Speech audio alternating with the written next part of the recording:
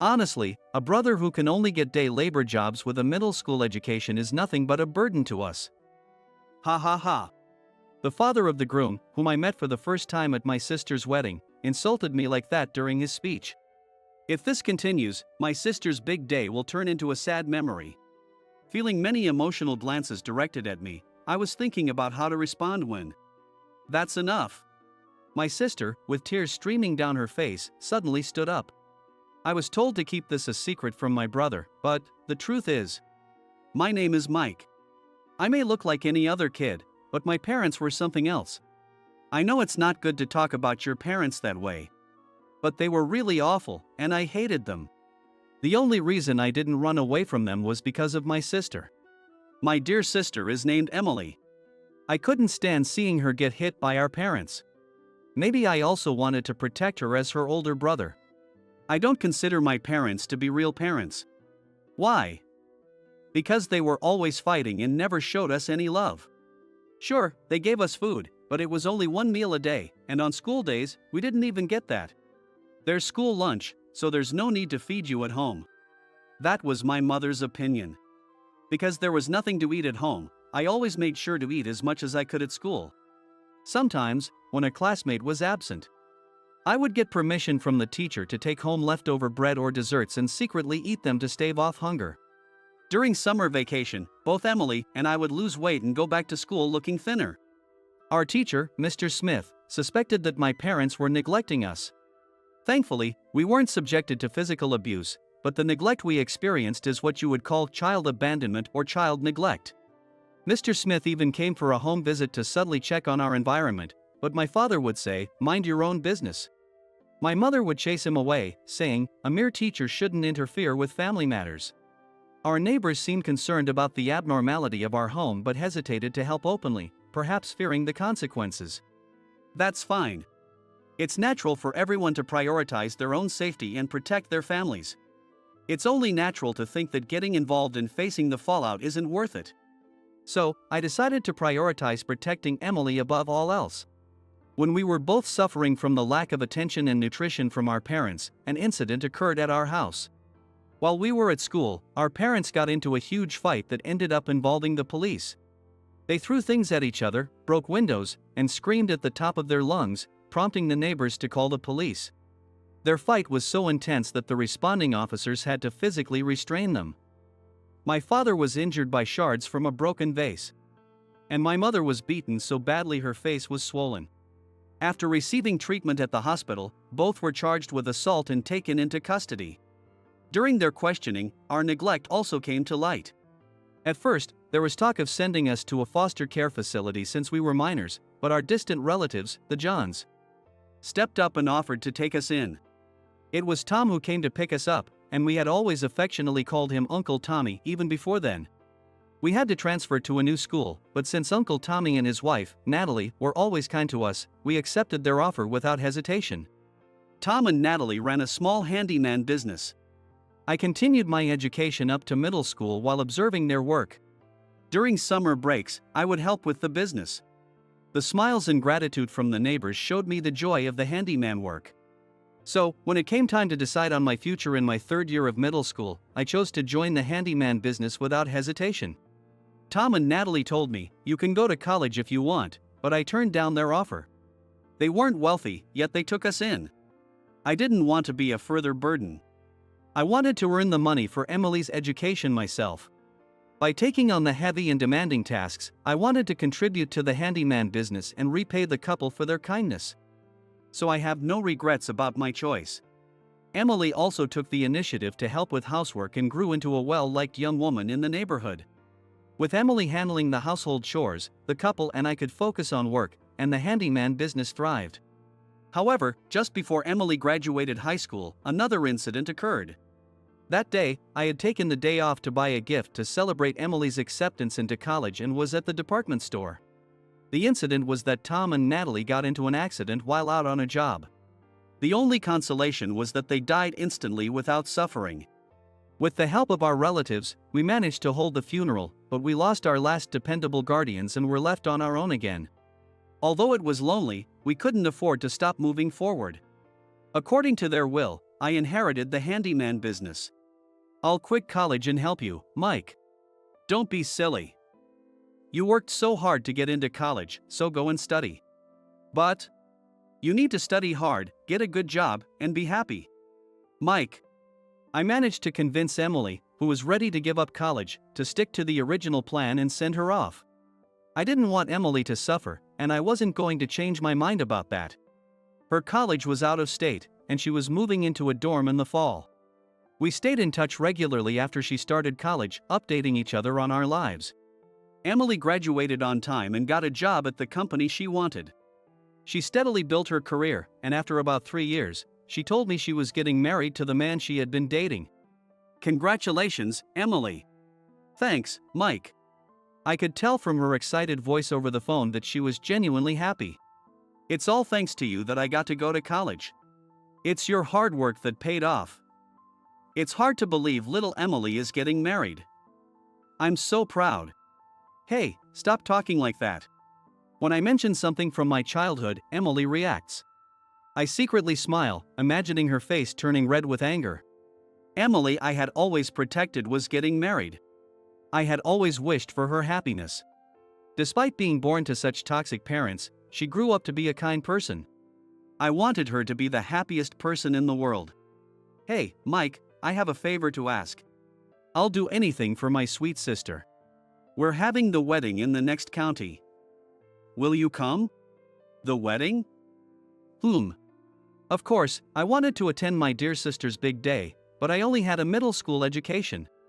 I was concerned that if someone at the wedding cared about such things, it might make Emily feel uncomfortable in her new life. Some might think it's outdated, but there are still people who care about one's highest level of education. If they equate someone with only a middle school education with poverty or stupidity, they might think the same of Emily. Of course, there are other reasons as well. Please, I want you to see me in my wedding dress. All right. I couldn't refuse my dear sister's cute request, so I agreed. Just, please, no speech for me. I don't want to stand out. Oh, yes, that might be best. Sorry.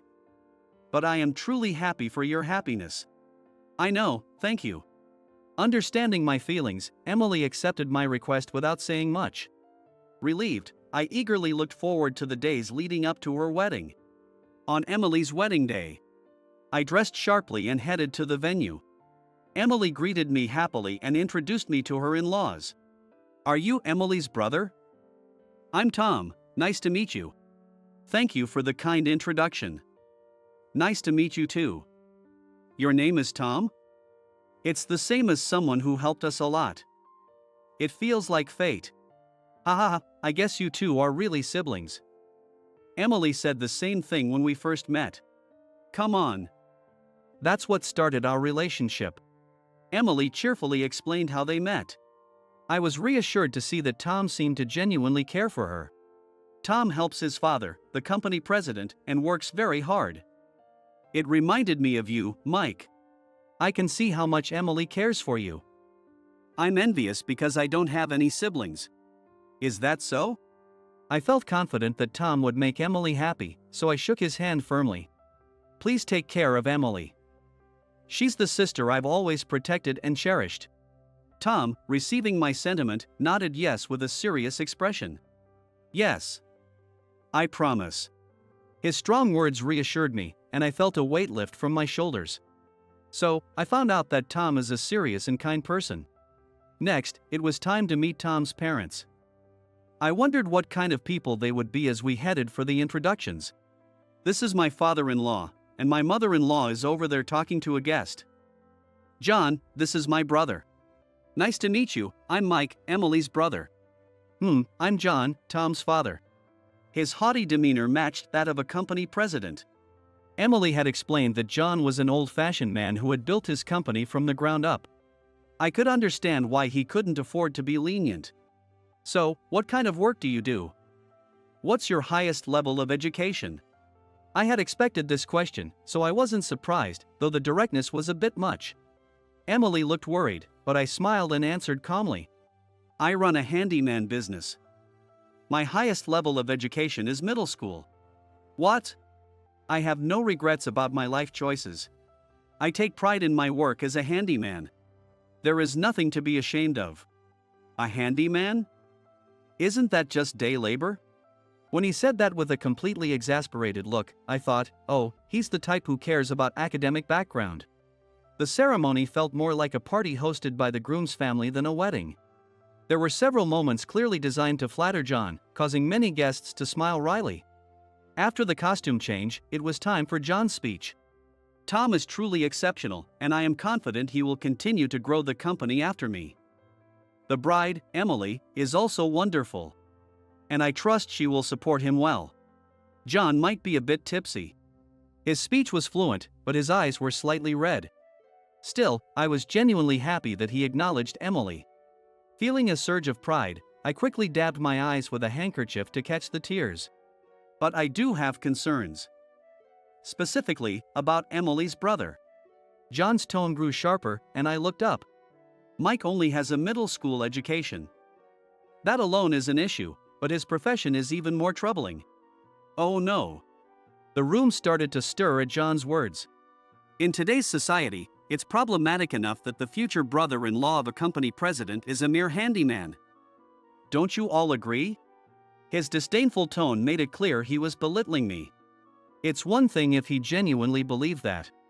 But it's another to announce it at such a joyous occasion. Was he truly here to celebrate Tom and Emily's wedding? Honestly, a brother who can only get day labor jobs with a middle school education is nothing but a burden to us. Everyone knew I was sitting at the bride's family table. I felt various emotions from the glances directed at me and wondered how to handle the situation. If this continued, Emily's special day would turn into a sad memory. That's enough. Just as I was contemplating my next move, Emily's shout cut through the tension. The sound of a chair falling echoed as Tom, John, and all the guests turned their attention to Emily. I thought it was terrible when I introduced Mike, but this is too much. What part of him is a burden? You don't know anything about him. Emily? Tom seemed just as shocked by Emily's outburst. You think it's a problem because Mike only has a middle school education? What's so bad about that? Do you think everyone in the world can attend high school without any worries? That's not how it is. Yes, we were poor. So what? Emily's eyes filled with tears as she poured out her emotions. She must have been holding back for a long time. She wouldn't stop until she had expressed everything. Our parents neglected us. We only got one meal a day, and on school days, nothing at all. Mike and I were so skinny that our neighbors worried about us. But we could still smile because he protected me. He's the kindest brother ever. Emily. Hearing Emily's heartfelt words, I felt my own tears welling up. Mike gave up his own education to work so he could send me to high school and college. Can you understand that, John? That sometimes people have to work instead of going to school, not for themselves, but for their family? Ugh. John grunted under the force of Emily's words. His complexion grew pale. After our relatives who took us in died in a tragic accident, Mike took over the handyman business. John. You might think being a handyman is just day labor, but Mike brings happiness to many people with his work. I respect and am proud of him more than anyone. So when someone insults him, Emily, I understand. You love Mike very much, don't you? Yes. Tom gently hugged Emily, who was overwhelmed with emotion, comforting her. That used to be my role, but I now knew for sure that I could trust Tom with it. As I dabbed my tears with my handkerchief, a ripple of applause started from one corner of the room and quickly spread, engulfing the entire venue in a wave of emotion. Emily's revelation had turned the guests into our allies. Mike, may I say it? Emily sought my confirmation, but I had a feeling she wouldn't stop even if I said no. Actually, Mike told me to keep this a secret, but I think now is the time to reveal it. Mike has been working on something else on the side. Some of you might know him. Knowing what was coming, I smiled wryly. He is the masked live streamer handyman. Right after Emily's announcement, gasps of what echoed around the room. My secret side job, which has become quite popular lately, is live streaming life consultations. Thanks to this, I have the largest audience in the US for life consultations. Since it's all voice-based, anyone who has used my service would instantly recognize me if I spoke. That's why I had promised not to give a speech. I was worried that if my side job was revealed, it would draw too much attention to me and ruin Emily's wedding. But now, there was nothing I could do about it. Resigned, I glanced at Emily, who seemed pleased to see the attention shift to me. While Emily seemed satisfied, the guests flocked around me, throwing the wedding into chaos. The MC, looking troubled, announced that the wedding would be temporarily halted and rescheduled with just close family members later. And the gathering dispersed. After the crowd around me finally cleared, I headed to the family waiting room, feeling awkward. The first thing I saw was John being scolded by a woman in an elegant dress, who I assumed was Tom's mother. John was kneeling on the floor, receiving a one-sided reprimand. I hesitated to interrupt. Excuse me. Oh, dear, I apologize for showing you such an unpleasant scene. The woman approached me with a smile and apologized politely. Nice to meet you. I am Michelle, Tom's mother. Nice to meet you. I'm Mike, Emily's brother. I'm sorry for ruining the wedding. What are you talking about? It was all his fault for speaking so poorly of you. If Emily hadn't spoken up, I would have slapped him myself. Michelle's strong words made me flinch. Besides, I am a fan of Handyman, the live streamer. Your work is truly amazing. I was just explaining your contributions and impact to him. Thank you. It's really a shame he didn't realize it even after speaking to you before the ceremony.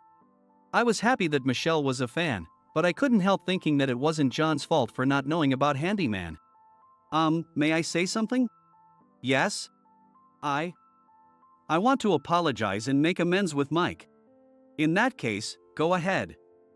But if you say anything disrespectful again, you know what will happen. Of course. With Michelle's permission, John stood before me. His knees were slightly shaking, probably from kneeling on the floor. I'm sorry for earlier.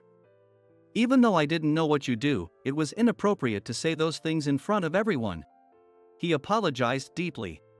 Emily also told me about how much you've sacrificed and worked hard. I couldn't do what you did. I respect you for that. I am proud to have you as part of our family. Please, forgive my foolishness? Yes. I look forward to being family with you. I shook his outstretched hand, and we reconciled. Later, in a peaceful atmosphere, we held another wedding ceremony for the bride and groom, which went off without a hitch. Since then, John not only doted on Emily like his own daughter but also took a liking to me. Recently, he even introduced me to a woman from his company. He recommended me highly for my character and work ethic, leading to a relationship that blossomed into love. I, who had never had time for romance due to work and taking care of Emily, experienced love for the first time. We continued our relationship smoothly, and this fall, we will be getting married. When I told Emily, she cried tears of joy. Despite our awful parents, Emily and I have both found happiness. I hope to continue creating opportunities for our family to gather and make our happiness even greater.